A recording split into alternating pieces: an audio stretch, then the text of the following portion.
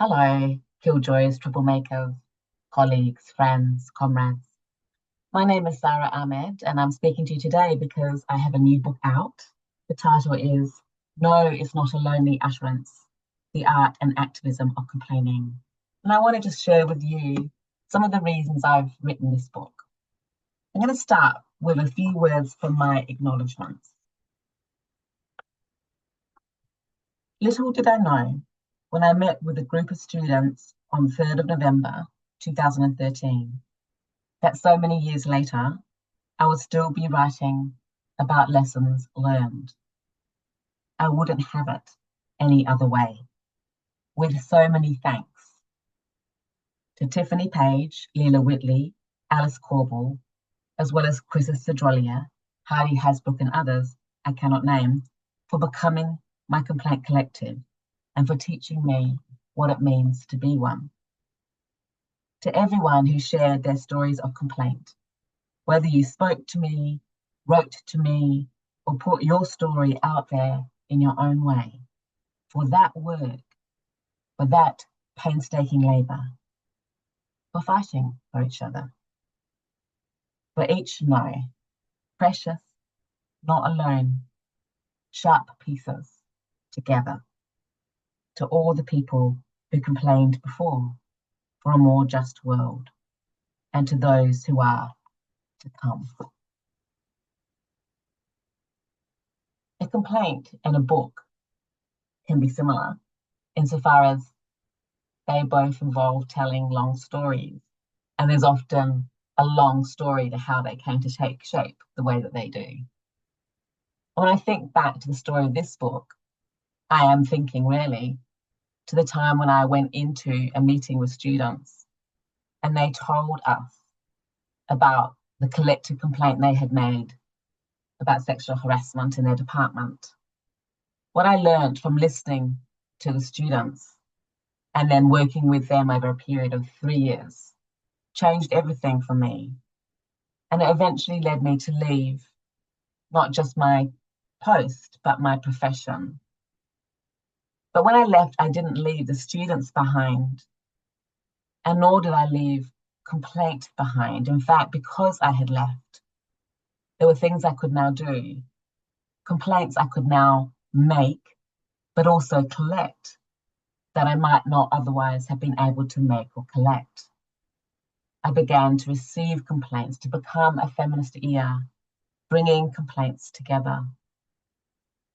I've already written a book on complaints, some of you might know, called Complaint exclamation point. The exclamation point matters. It captures the intensity of the work. But in that book, the frame was very much the university, complaint as a way of working on the institution of the university to try and build an institution that better reflects its commitments to equality and justice. But here I'm trying to free, if anything, the stories from the work of working on that site. Because what happens at universities, what happens there, happens elsewhere.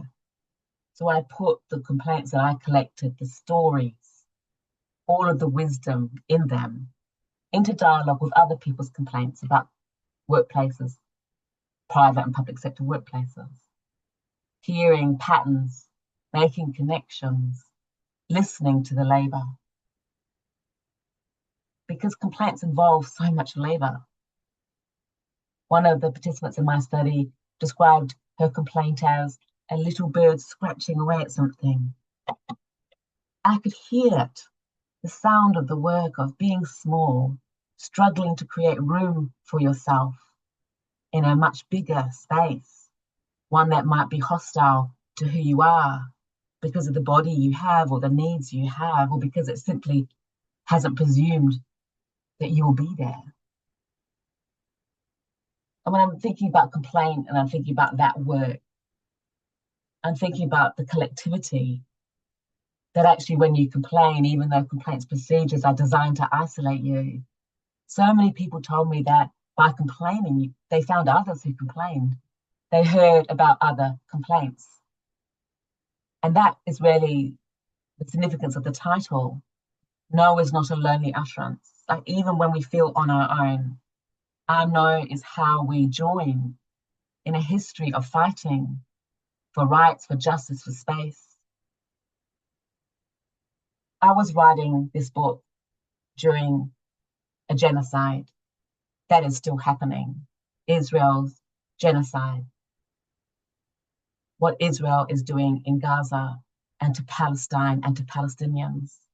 The shock of that violence is everywhere in everything I've written without question, but also a recognition of the labor and the protesting and all of those who said no to that, no to genocide, no to business as usual, no to complicity of our own organizations and institutions with that genocide, despite the consequences.